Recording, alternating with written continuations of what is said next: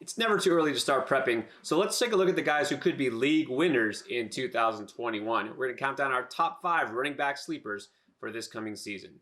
All right, let's start off with number 5, a guy that we didn't hear hardly anything from because he spent almost all season on injured reserve, but he could have a big role this coming season, and that is Rashaad Penny of the Seattle Seahawks. Chris Carson is a free agent, may not come back, believe it or not, to Seattle, and Penny's a guy that they drafted pretty high a couple years ago, and you know that they want to get him involved. So Penny is somebody who could definitely be worth a late round pick and maybe even have RB1 potential. That's how high the Seahawks are. They want to run the ball, especially after last year, what happened down the stretch in the second half with their offense. Well, if the Seahawks elect to move on from Chris Carson in free agency, or if he decides to leave on his own, then the ceiling for Penny is certainly the starting running back in Seattle, similar to what we've seen from Chris Carson.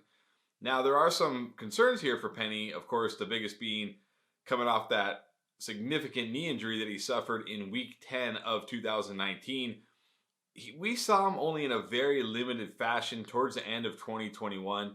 We don't know how strong that knee is. We don't know how close to 100% that knee is in terms of what that knee used to be. We don't know if it will ever be back like the way it was. It was a significant knee injury. This wasn't just a standard, ACL tear.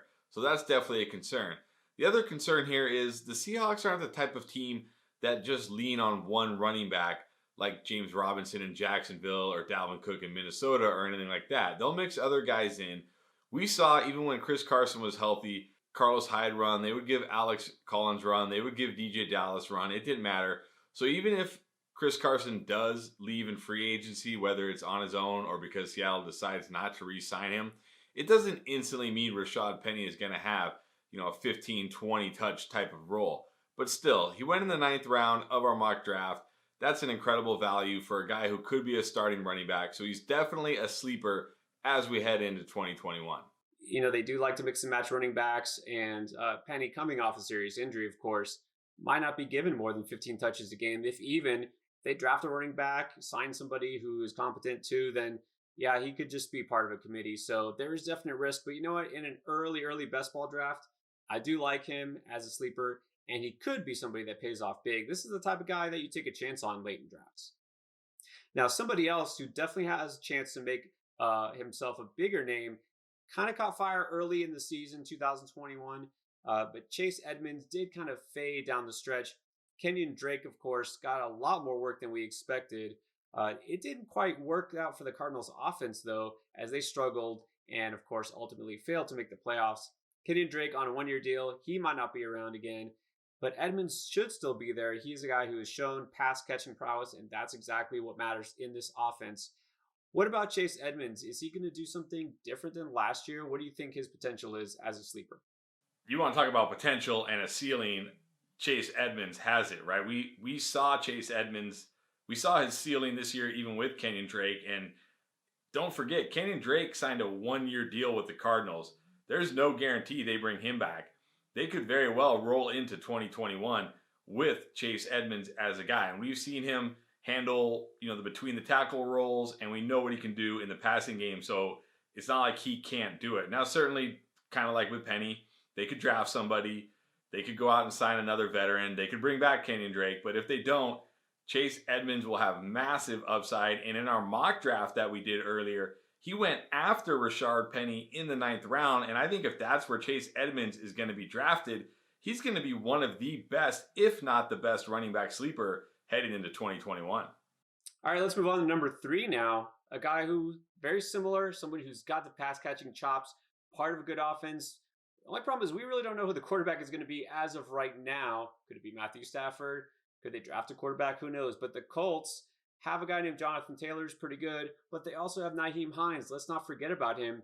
So, Chris, with Taylor now looking like he could be a bona fide top 10 running back, what is it that makes Hines so appealing still in 2021?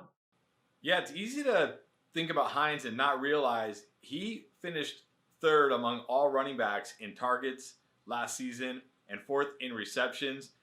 In 2 of his first 3 seasons so far, he's topped 60 receptions.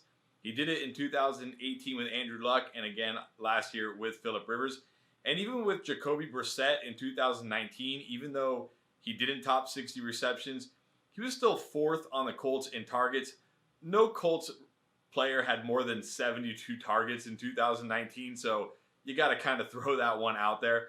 So looking, very likely that it's going to be a two-headed backfield now with Jonathan Taylor and just Nyheim Hines.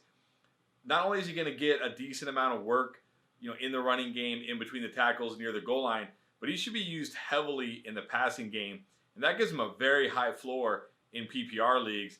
And he has a nice ceiling, right? Because he gets work, he gets passes around the goal line near the end zone. They use him down near the goal line, so he scores a decent amount of touchdowns. He might not have the massive ceiling that Chase Edmonds would have if Edmonds is indeed the guy, or the ceiling of the next two guys we're going to talk about, but he gives you a nice, solid floor in PPR leagues, and we know he's capable of those big games from time to time. He's another guy that went in the 9th round of our mock draft, and again, I think that's just an absolute value. If he's going there late in drafts, he's going to be a definite sleeper. We don't assume that any or all of these guys are necessarily going to be the man, right? They're going to become the starting running back or, the guy on their team. But you need somebody who is, for lack of a better term, a handcuff or an insurance policy, because even if this is a guy who's the number 2 running back, what if Jonathan Taylor goes down with an injury? Right? We saw that happen with several running backs this year. All of a sudden, Nyheim Hines becomes a must-add, somebody you wish you would have drafted. And I'm not saying you want to do that for every running back, but on an offense like this with a guy who is proven, like you said, he has, not only the receiving ability, but also utilizing the red zone has been pretty effective at times. This is the type of RB2 that you do want to target, and probably vastly undervalued no matter what going into next season. All right, before we continue with our top 5 running back sleepers, don't forget to hit that subscribe button. Give us a comment. Who do you think we might have left out? What do you think about our picks? And of course, if you approve of this video, give us a thumbs up. And if you want to support the Fantasy Football Endgame, you now have a chance. We have just launched a line of merch, t-shirts, hoodies, you name it. So go ahead and check us out. All sorts of new apparel for the channel. Just click the link below in the description and you can check it out. All right, let's get to number 2. Our number 2 running back sleeper for the 2021 season. We're going to talk about a guy that had a monster end to the season and is probably still going to be overlooked because they're just going to assume, right, fantasy managers are going to think, well, he's just a backup. He's not going to be, the main guy. That might be true, but you know what? You want a running back in a Kyle Shanahan-led offense. And Jeff Wilson, when given the chance, he thrived. And you know what? He was a waiver savior for a lot of people down the stretch in the fantasy playoffs. We recommended him a couple of times in our start-sit episodes, weeks 15, 16. So what do you think the role is going to be for him in this coming season? I don't really see the 49ers, adding a running back to the draft really high. I don't know that they're going to go out and spend money on a running back either. So Wilson could still have a nice role. Yeah, Wilson was kind of the forgotten running back last year, right? They started with Raheem Mostert, Tevin Coleman, then Jerick McKinnon, and he kind of was a forgotten man. But as the season went on and those injuries piled up, they really leaned on him. And I think going into 2021, we're going to see a rotation more of Raheem Mostert and Jeffrey Wilson with Tevin Coleman perhaps sprinkled in. And we really don't know what the future holds for Jerick McKinnon. I saw something where he does not want to be back with the 49ers. So definitely more opportunity coming for Jeffrey Wilson. And yeah, we've seen in this offense, it really doesn't matter who's back there most of the time.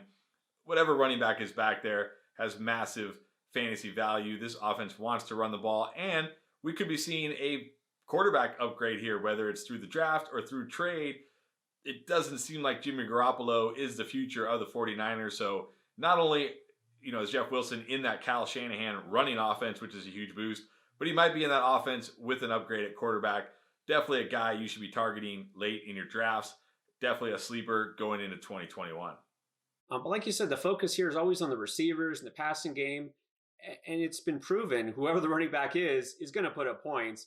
And again, Wilson might not be an every week must start, but when he's in play, he's always proven to be valuable. So he's going to definitely fly under the radar again.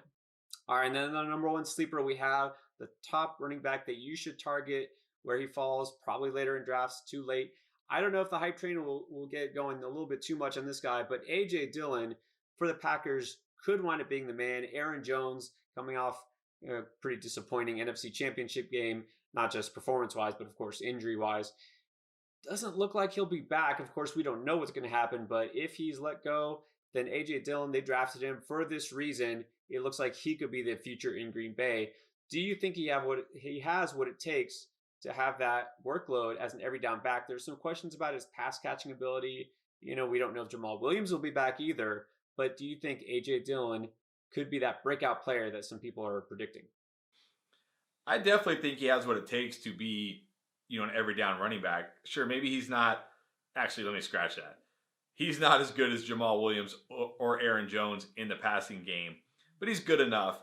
And if he assumes that kind of number 2 role, if Aaron Jones does move on, because the big issue here with Aaron Jones and the Packers seems to be the guaranteed money, and I don't know if the Packers are going to give it to him. So I have a pretty strong feeling that Aaron Jones is going to leave in free agency, and that would leave Jamal Williams and A.J. Dillon. And A.J. Dillon definitely profiles as that, first and second down between the tackles, big running back that the Packers like. And if that's the role he has in this offense, we know there's tons of value tied to that, right? Because with Aaron Rodgers in this offense, there's going to be lots of opportunities near the goal line to score touchdowns. So A.J. Dillon certainly can handle it, and he has all the makings of it. And if Aaron Jones does move on, which I think he will, and they only bring back Jamal Williams and A.J. Dillon, the hype may skyrocket. He may not be a sleeper by late August or even early August, but as of right now, definitely a guy you want to be targeting where you can. Again, they drafted Dillon for a reason, and you want any running back in this offense just because of the touchdown upside, which Dillon definitely has. We saw what he did just in that one extended action that he had when Jones was out and Williams was out. You might be scared. Actually, the only thing to worry about maybe is Aaron Rodgers. Is Aaron Rodgers going to be back? There's some talk maybe he's done, but I don't think that's going to be an issue. Look, he's a competitor. He's not ready to ride off from the sunset yet. He's probably a little down, after losing to Tampa Bay, but I don't worry about that. So if anybody's scared off about anything in Green Bay's offense, take advantage in your early drafts. All right, those are our top 5 running back sleepers. Hit us up with a comment. What do you think? These guys, are they must-haves for you in the later part of 2021 drafts? Who else do you think might be a breakout candidate at running back? Hit us up with a comment, give us a thumbs up, and of course, hit that subscribe button if you haven't already. All right, we appreciate it. Thanks for watching.